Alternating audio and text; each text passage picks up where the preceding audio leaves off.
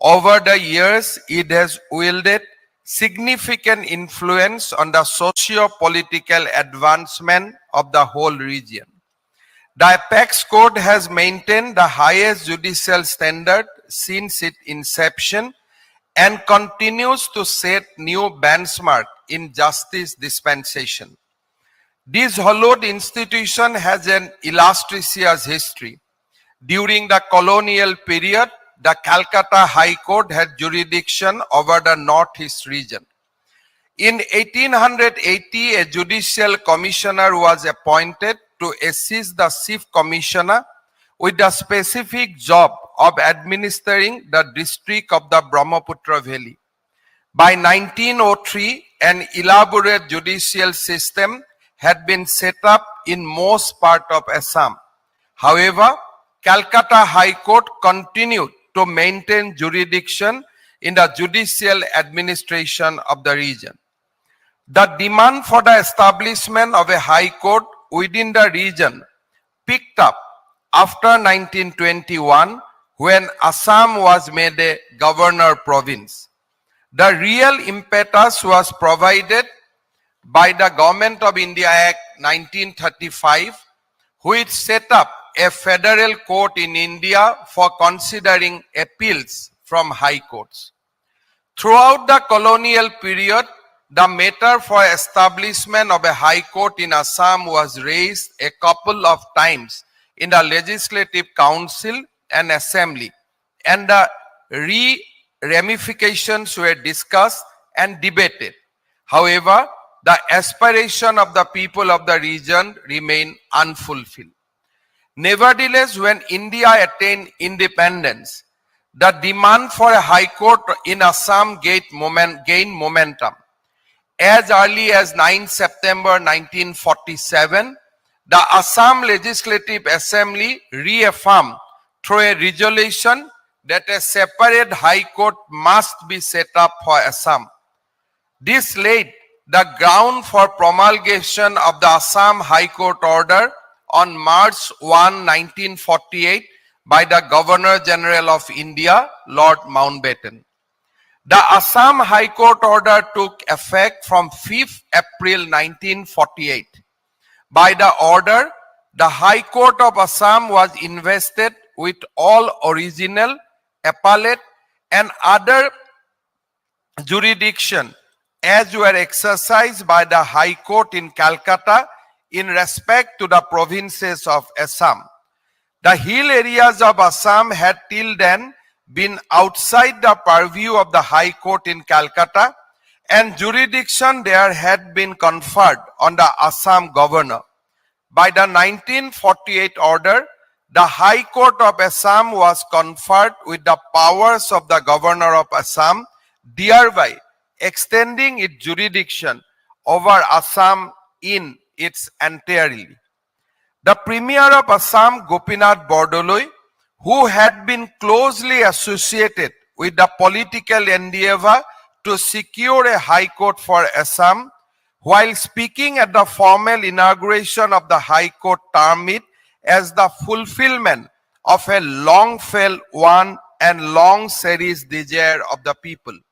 He said, I quote, "Ever since provincial autonomy was ushered in the province by the Act of 1935, the province strove hard to contain the benefit of this great institution. Just at the time when the political changes were in contemplation, the Honorable Calcutta High Court expressed the desire that Assam could have a high court of her own. Calcutta High Court would be agreeable to give up its jurisdiction as soon as the institution was established. When government was contemplating action in that behalf, India was partitioned, as a result of which two separate high courts for the West and East Bengals came into existence." He continued, "With these changes, the urgent necessity for its immediate establishment was most keenly felt by the government and the people. The Assembly accordingly passed an unanimous resolution to the effect in the September last year, and the government of Assam immediately moved the government of India for the institution of the High Court accordingly. The government of India, however, thought that the appropriate action in that behalf would be by an order under section 229 of the Government of India Act, amended under the Independence of India Act and adoption orders. The government of Assam accordingly followed the wishes of the government of India. It is on the strength of order in council that the High Court for Assam is being established today.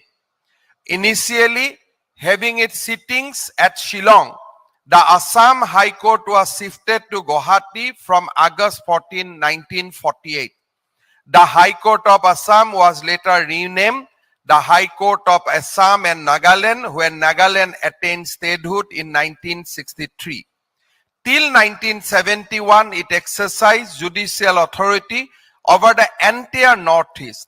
In 1971, with the reorganization of Assam, it was renamed as the Gauhati High Court, and benches were created for Arunachal Pradesh, Manipur, Meghalaya, Mizoram, Nagaland, and Tripura.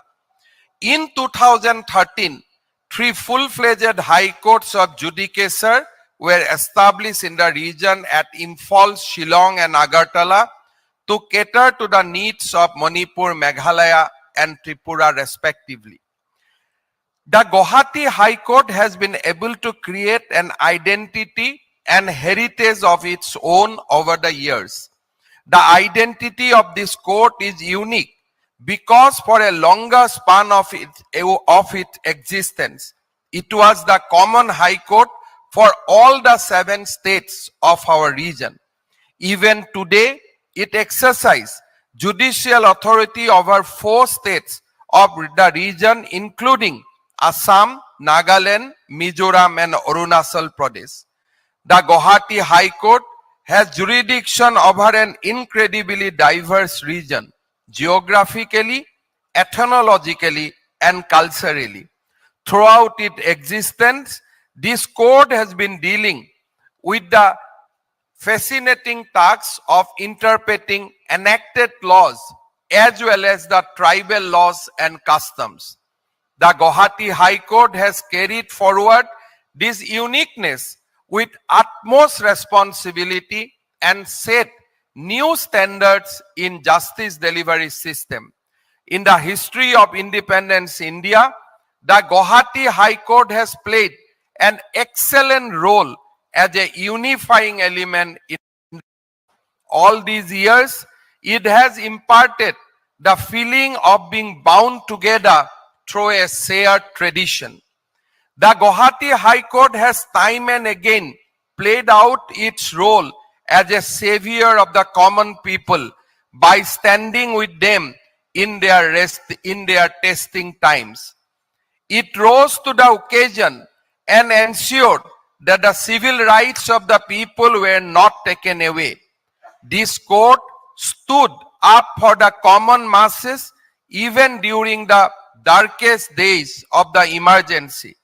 During the days of emergency, it sought to provide relief to the political detainees, asserting that the writ of habeas corpus was maintainable despite the provisions of the emergency, and if citizens believed they were being wrongfully detained or action such as imposition of press censorship was considered mala fide, they could approach the high courts.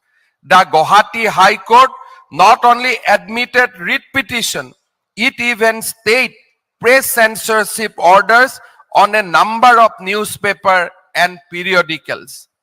During the critical moment of 6-year-long mass movement against foreign infiltration in Assam also, the Gauhati High Court played out its role as a savior of the common people. Appeals by detainee were presented, while it was also required to dispose petition petition objecting to press censorship. This court rose to the occasion and ensured that the civil rights of the people were not taken away. কৃতজ্ঞ অসমৰ ৰাইজে আজিৰ Guwahati হাইকোৰ্টৰ platinum জুবুলীৰ এই শুভ মুহূৰ্তত গুৱাহাটী উচ্চ ন্যায়ালয়ৰ প্ৰাক্তন আৰু বৰ্তমানৰ ন্যায়াধীশসকললৈ গভীৰ জ্ঞাপন কৰিছে। অসমৰ ৰাইজৰ মৌলিক অধিকাৰ গণতন্ত্ৰৰ যি সুফল তাক নিৰন্তৰভাৱে প্ৰবাহিত কৰি ৰখাৰ বাবে গুৱাহাটী উচ্চ ন্যায়ালয়ৰ গৌৰৱময় ঐতিহ্যক মই অসমবাসী ৰাইজৰ হৈ পুনৰ এবাৰ প্ৰণাম জনাইছো।